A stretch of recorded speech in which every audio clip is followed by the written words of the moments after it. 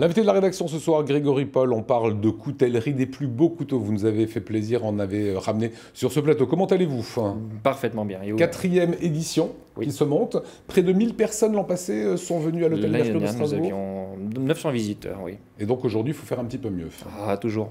Sauf que 900, c'est déjà énorme. Comment est-ce que vous expliquez le succès très populaire maintenant de ce salon? Déjà parce que le couteau à la base, c'est un outil, le plus vieil outil de l'humanité. On en a besoin tous les jours. Moi, j'ai plusieurs couteaux avec plusieurs destinations et j'en utilise tous les jours, que ce soit le petit couteau de poche pour manger une pomme, couper un saucisson, ou pour aller dans la forêt, pour cuisiner, très important. Donc voilà, tout le monde a besoin d'un couteau et de la même manière, il y a aussi un engouement de plus en plus ces dernières années pour des objets personnalisés, customisés dans le jargon. Et on aime avoir un objet unique qui n'est pas le même que celui de l'autre. Alors un Opinel, c'est très bien, il n'y a pas mieux comme couteau pour ce qu'il coûte. Mais sur une singularité, voilà, singulariser. Mais on aime bien avoir quelque chose que les autres n'ont pas. Et là, c'est l'occasion de trouver à la fois un outil, quelque chose qu'on peut utiliser et qui est unique. Voilà, parmi les couteaux que vous nous avez ramenés, qu'on voit à l'antenne, l'une ou l'autre pièce vraiment que vous trouvez formidable, ça serait lesquelles? Un de mes préférés, c'est celui qu'on voit sur l'affiche du salon. Prenez-le. On voit celui-ci sur l'affiche du salon avec voilà, du Morta. C'est du chêne fossilisé qui doit avoir 4-5 000 ans, quelque chose comme ça. Ça, c'est du chêne fossilisé. Ça, c'est du chêne fossilisé, tout à fait. Magnifique. Et puis avec un look de pirate que j'adore et voilà, quelque chose. Ça en aiguise en haut aussi ou pas? Non, c'est un contre-tranchant, mais ça peut être aiguisé sur des plus gros couteaux, mais là, dans ce cas-là, ça ne l'est pas. Alors, ce sont des passionnés, évidemment, qui sont venus l'an passé. On en attend autant cette année. Bande annonce.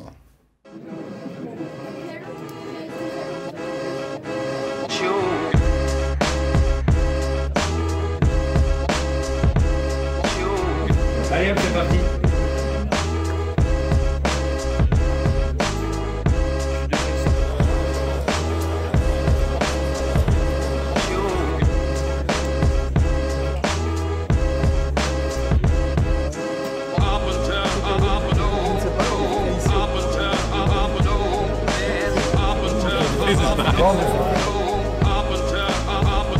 Enfin un salon près de chez moi. Enfin un salon près de chez moi, ça c'est déjà un super argument. On va laisser les images comme ça, plein pot, hein, vraiment qu'on le découvre, puisque Grégory Paul est notre invité avec nous. Qu'est-ce qu'on vient chercher? C'est quoi le public? C'est des passionnés? C'est des gens curieux? Il n'y a pas de visiteur type, il y a vraiment de tout, de l'adolescent de 14 ans qui adore ça pour la pêche, aux collectionneurs invétérés de plus de 80 ans qui collectionnent tous les pliants Damas qu'il peut trouver. Il n'y a pas d'utilisateur type, le couteau c'est vraiment quelque chose d'universel, quoi. Combien ça coûte un couteau? Il n'y a pas de prix? Il n'y a pas de prix, ça va de 1 euro. Alors, sur le salon, vous allez pouvoir trouver des prix allant d'une trentaine d'euros à plusieurs milliers d'euros. Je n'ai pas encore vu ce qu'il y aurait exactement sur les tables, mais je sais que plusieurs milliers d'euros. Qu'est-ce qui justifie un couteau à plusieurs milliers d'euros, en fait? Surtout le temps de travail utilisé pour le réaliser, et après les matériaux. Et enfin, la notoriété du coutelier également, ça joue beaucoup. Voilà, on rappelle que vous n'êtes pas coutelier vous-même, passionné simplement. Non, malheureusement, je n'ai pas cette capacité, cette capacité à la fois technique et artistique de réaliser un couteau. C'est vraiment quelque chose à part. Et voilà, malheureusement, sauf que par votre entremise, on peut trouver aussi des couteaux, sorte de réédition que vous faites un peu comme une sérigraphie. Voilà, à côté du salon, j'ai également créé une ligne de couteaux basée sur le principe de l'édition d'art. Et donc, je réalise des copies en collaboration avec des couteliers renommés et je produis de manière mécanique, ce qui normalement est fait de manière manuelle et unique. Je le fais à 300 exemplaires en série limitée numérotée et ces couteaux sont disponibles à la vente, donc moins chers et on peut les trouver facilement. Est-ce qu'il y a, Grégory, une tradition de la coutellerie très différente d'un pays à l'autre? On le voit, les couteaux japonais, on a tous un peu l'image de ce à quoi ça ressemble. Chez les Français ou chez les Allemands ou au Royaume-Uni, c'est différent? Même en Europe, on peut trouver beaucoup de différences dans les styles, dans les utilisations aussi du couteau. En France, on est très sur le pliant de poche. En Allemagne, ça va déjà être beaucoup plus typé chasse. On a aussi des Italiens qui vont faire des choses beaucoup plus baroques, beaucoup plus colorées colorés, des Russes qui vont venir, on a des exposants russes avec des choses magnifiques.